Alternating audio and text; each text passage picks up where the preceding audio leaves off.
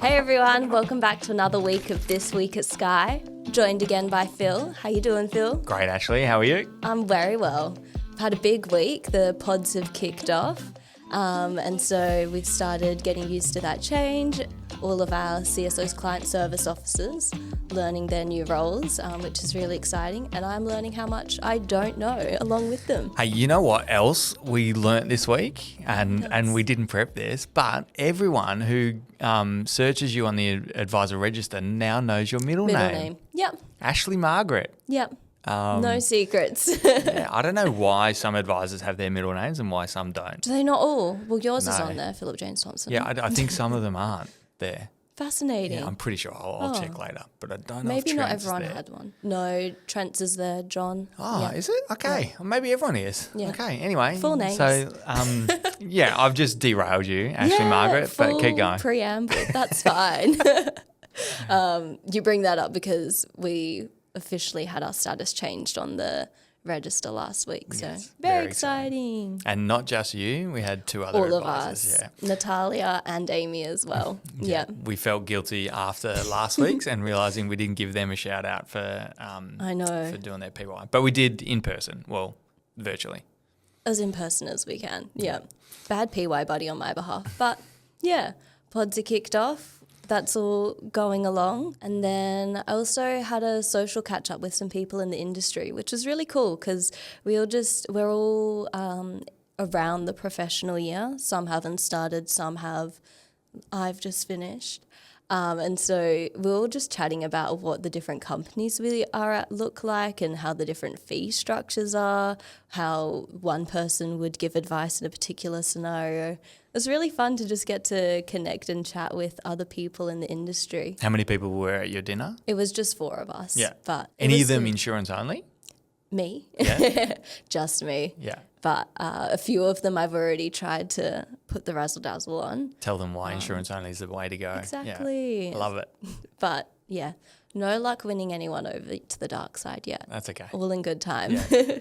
How was your week, Phil? My week was good. End of financial year. So for us, it's actually pretty good. We don't have huge rushes end of financial year, which is great. A lot of advice Another firms reason do. to come to insurance only. Exactly. A lot of advice firms, they got to do contribution strategies and all this jazz. We, fortunately, don't have a big rush. But for me, one of the things that I do, and it's kind of top of mind, I've got some friends who run their own business, and at the end of financial year, we always message each other, like, what's our financial performance? What's our profit numbers? Yeah. And so it's always Who's good winning? to... Well, it's actually less about winning.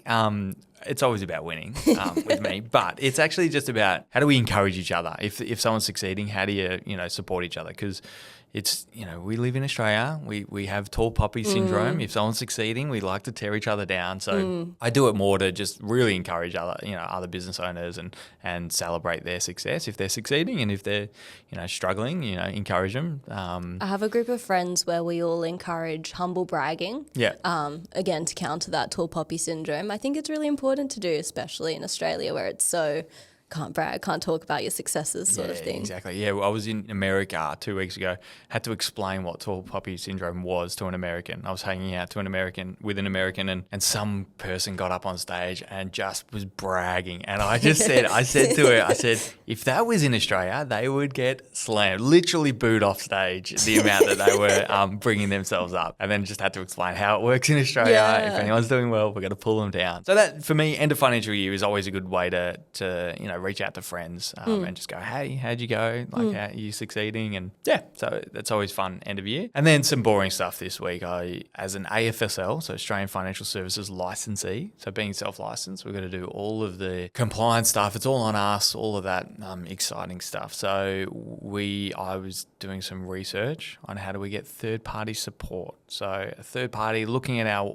doing audits, doing all our compliance checks, all of that stuff. So the real fun stuff. Yeah. I spent way too many hours last week doing that. So the boring admin stuff is what I was doing last week. You have a real mixed bag in your job. Sometimes it's a little bit more interesting, fun looking at claims. Otherwise it's all the fun admin stuff that I don't get to think about. Yeah. Don't have to think about. Exactly. Yeah.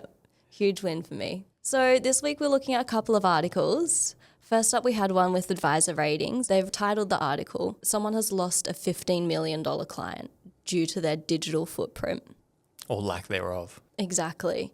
What's happened here is it's an older client, their children are coming through trying to start looking at their parents' financials, help out there. Went and looked up their financial advisor, couldn't find them online really, and so have said, no, here's a guy that I've been seeing elsewhere, we should be moving over to them. And yeah, they've gone and lost their client just over a lack of digital footprint. It just goes to show how important these sorts of media outlets are. There were a few stats in the article that I want to read out to you. And so first up, they were talking about how 79% of consumers report that the bond they develop with the people that they're consuming media of is influencing their financial decisions. 79% of people having those relationships forming online through watching content or listening to content, and that's changing and affecting their decision making. So no wonder they've gone and lost a client because of a lack of digital footprint. And I think it's always been this way. Like, back before social media, there's a reason why, companies would get brand ambassadors that are footy players to sponsor, like anything. Like Panadol will have a footy player, as a brand ambassador. Yeah. And so it's always been this way. Now it's just much more prevalent and much more kind of distilled and disjointed, where we don't have like one megastar or 10 megastars promoting stuff. It's kind of like you can have 5,000 people following on social media, and you can have a massive influence on those people consuming your content. They refer to that as parasocial relationships. So the relationship that you form by seeing someone so frequently that you feel like you've developed a relationship with them.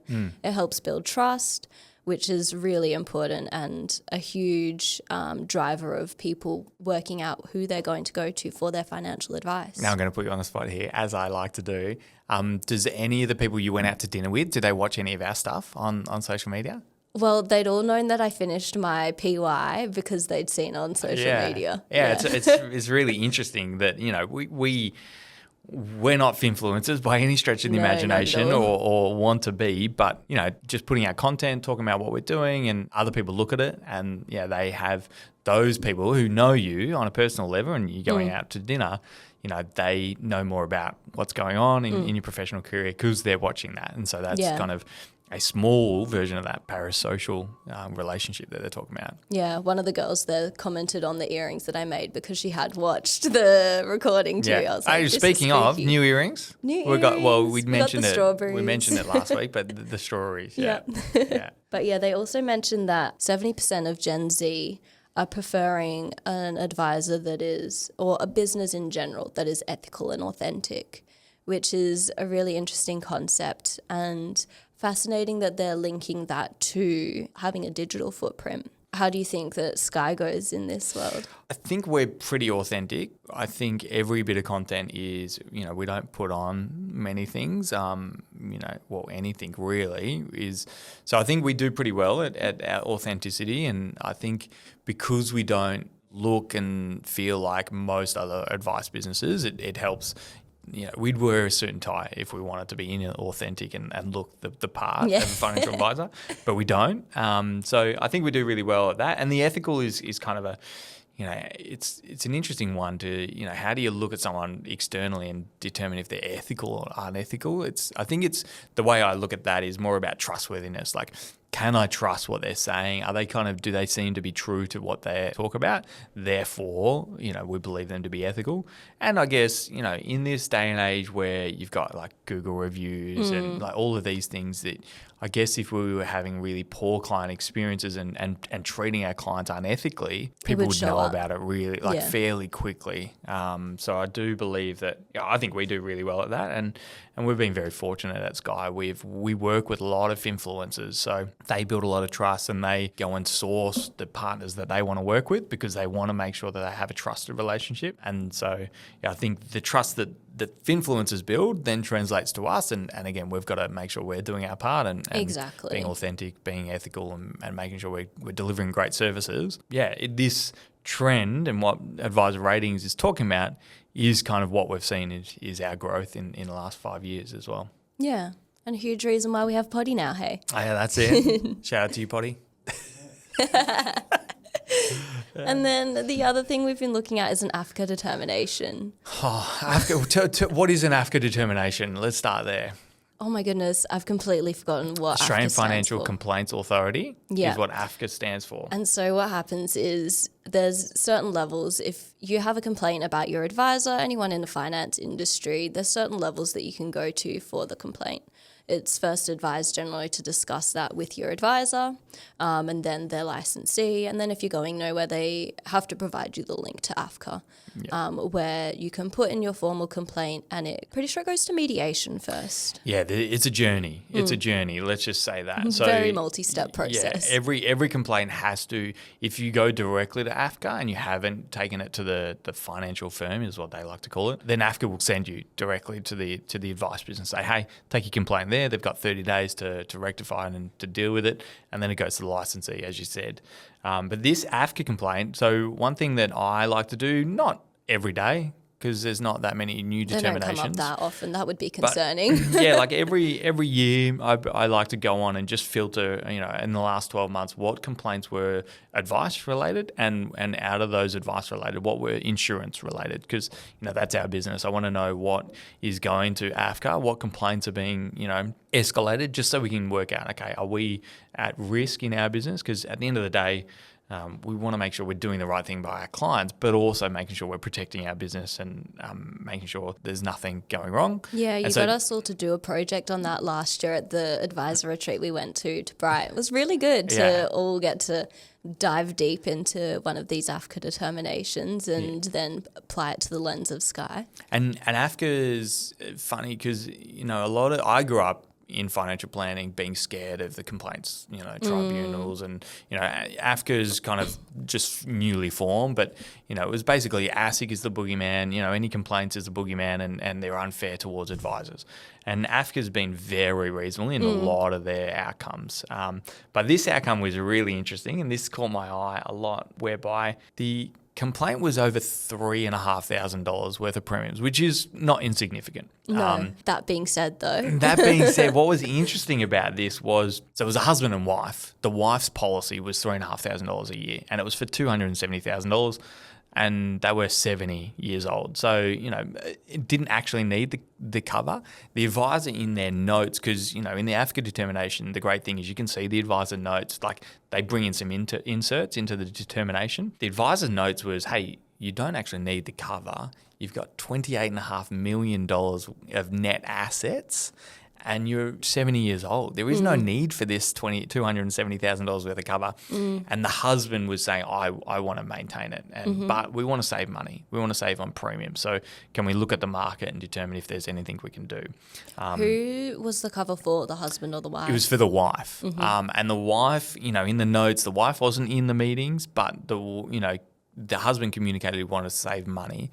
But in the end, paying 6 months worth of premiums, the advisor did say, look, just pay for the premiums because the policy is going to get cancelled.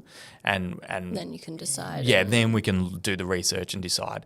Now, I think the mistake was that the advisor didn't go back and do the research and actually provide advice to say, we can't get you new cover because of the age, the entry age is maybe too old, or whatever the case may be. But then the wife made the complaint because she was a policy holder and she wasn't in those meetings. And so it was really interesting reading someone husband and wife worth $28.5 million taking an AFCA complaint for $3,500 worth of premiums. Yeah. And for cover that was only $270,000 as well. Yeah, and the advisor actively saying, hey, I don't believe you need this. I'm giving you professional advice that, this isn't actually needed because you've got enough money.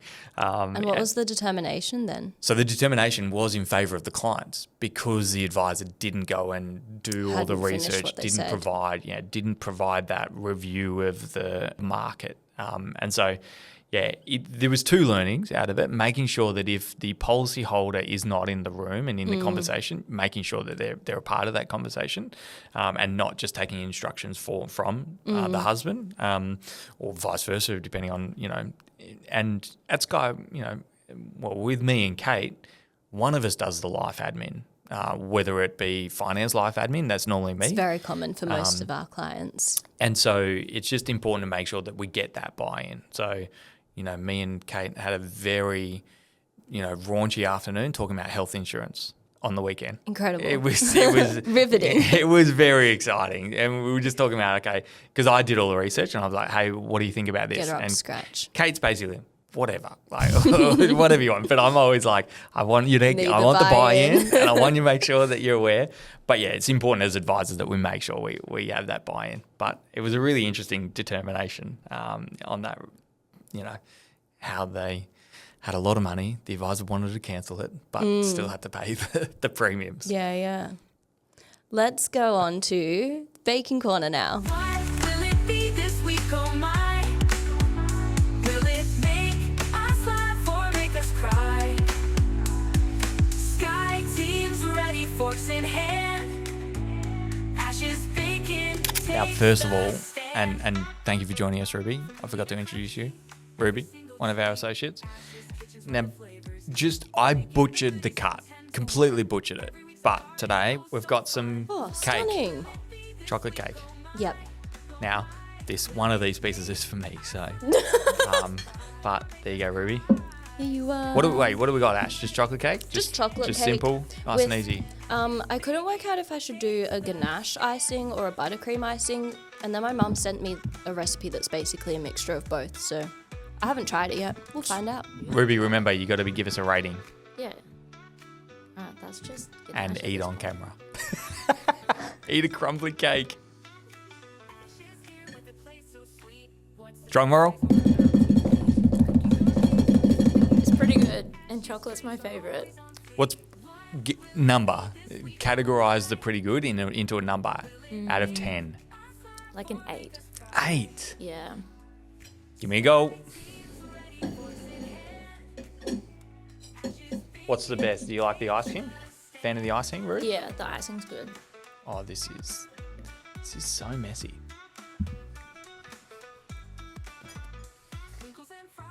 Eight. Generous. It's sort of just chocolate cake. Yeah, I mean, you can't go too wrong with chocolate cake. No, but it's not knock your socks off. It's a little dry. Yeah, it is. When I saw the cut, I was like, that looks dry. It's a little dry. Ruby had more icing. Her icing to cake ratio was very high. Go again, Ruby. Less icing. Oh, I'll just take the go. dry cake. And it's very crumbly. And I made an absolute mess upstairs cutting these pieces. Yeah, I get what you mean. So, are we still on an 8? Like, compared to my grandma's cake, like, it's like a 6, but... Yeah, good. The icing's A good. 6. Are we on 6 or 7 or 8? What are you doing? Okay, let's go 7. Like, meet halfway. You're too nice, Ruby. You're too nice. I'll give it a 3. No, I'm just kidding. I'm kidding. I'll give it a 4.5. Surely 3 is for like inedible. 4. No, can't. One's got to be inedible. Yeah, 1. 1's like throwing up. Oh, okay. Yeah, violent vomit. All right. No, it's 6. It's 6, if I'm being honest. I was going to give it a 6. Well done, Ash. Thank you, Ruby. Thanks, Ruby. Appreciate it. Ashes baking takes the stand. So, Phil, what you got coming up this week? What clients you working on? So what I've been working on is I've been in the middle of a client frustrated and not understanding where their premiums, how their premiums have been calculated, and an insurance company who has no idea how they got the premiums that they charge. Ooh. So it's a fun one where we've pushed back at the insurer, say, hey, explain this. Because it's not a new policy. So the new policy is simple. It's just whatever the quote is, that's what you'll get charged. But it's an increase but halfway through the policy year. So really what should happen is the insurer should go, okay, the new premium will charge pro rata different. So let's say we're increasing the premiums by $2,000 and it's halfway through the year, they should charge $1,000 now and then the full amount in the next renewal. But the insurance company have charged a number that they don't know how they got to. Fun. And we've literally been going back and forth for like 3, 4, 5, 6, infinity amount of weeks it feels like. No. So that's what I've been dealing with. Can you tell I'm a little bit grumpy about it? And so, yeah, hopefully get that resolved. Fortunately, I've been getting an email like almost every single day from our relationship manager saying, still on it, trying to get it. And it's gone to like their head of operations. All the way up. Yeah. Oh my goodness. So that's what I've been dealing with. What have you been dealing with? Have you got any fun stories? I had as a more fun keep eating story. cake? You can eat cake and help yourself feel better about the fun client situation. We're working on a client who he's currently studying full time, but it's not your traditional studies full time. It's really unique opportunity that only one public servant gets the opportunity to do. The other One public sorts of- servant ever. The other people that are in the course right now are people who are in the Defence Force, from my understanding, if that's correct. And so it's really specialised. He's been called out for it. And so he's still getting paid by his work to go and do these studies. All of the insurers, it's a very niche situation. The insurers naturally just assessed him as a student, but we were able to go back and fight. As a student, you can't get income protection. There's no income to protect. And so we're able to go back and fight, explain the scenario as a bit more nuanced than that. He's not just a student. This does, like, if he isn't able to do the studies, then he isn't able to get his income. And so, yeah, we're able to get income protection for him after all of that. Great job. And shout out to MetLife Yeah. for hooking us up. Yeah. Yeah. It was a great outcome. And then what have we got coming up this week? What have we got? We've got some videos coming up this week, Mm-hmm. actually. So one of the videos, I get involved in these deep dives. I like it because I get the team, such as yourself, to do all the research. And I just get to ask questions and look smart along the way. The best part is... The best part about it, and the thing that is just so good, is you get to decide what topic you talk on. So this week did a deep dive with Azaria. So we talked about like why Aussie shouldn't just rely on NDIS funding. So there's some clients when you're meeting with them, they say, well, NDIS will cover me, so I don't really need income protection or disability cover. So we're just talking about the issues with disability support, NDIS, and and it's fairly recent in terms of the funding mechanisms and how they're actually going to afford it as a government. So we've got that coming up. We've got some other videos. So Sam did a video with Sam just asking him about kind of his journey and about himself, which was good, and he's and then we did an insurance myth. So some people think when you die, your debt dies with you. So we did those videos. Yeah, very cool. So I'll keep an eye out for those. I don't have a lot on this week, all pretty normal, regular, ticking along, chatting to 6 clients, which is sort of a little higher than usual, but comes and goes in waves. And then got the quarterly reviews, so the quarter's just ended, so catching up and chatting about how I'm progressing with all of my goals. Actually, tomorrow I've got something it's really important for work. Okay. It's a Tau family movie day. So one of the insurance companies put on a movie day for the advisors and their families. So yeah, me and my family are going to the movies tomorrow. Midweek as well. Yeah, midweek. So it's school holidays. Gotcha. It's a good opportunity to go and network and do proper important business stuff with other Absolutely. advisors. Yeah. And hang out with my family and watch movies. What's the movie? Smurfs. Oh, okay. I won't be too negative because Tau are putting it on, but there's so many other better movies out there. Like there's How to Train Your Dragon, the live action. Yeah. That would have been so much better. There is, I said I wasn't going to have a go at him, but I am. There is the other one, Lilo and Stitch, live action as well. Is Smurfs a new movie out at the moment? Yeah. Oh. It's, I'd heard there's about been the other like two. 7 of them, Not- 7 Smurfs. Yeah, didn't know they were still going. But yeah, Anyway. it's I think because it's G rated, the others are PG. So and because there are little kids coming, so that's Yeah. why they've done it. But anyway, shout out to Tao. Thanks for putting it on. We might duck into the other movies and watch How to Train Your Dragon. I'm sure it will be a good afternoon or morning, whenever it is. Yeah, tomorrow morning. Yeah. Very nice. That's it for today. Thanks for watching, and if you have any questions or other topics that you think we should discuss, let us know in the comments.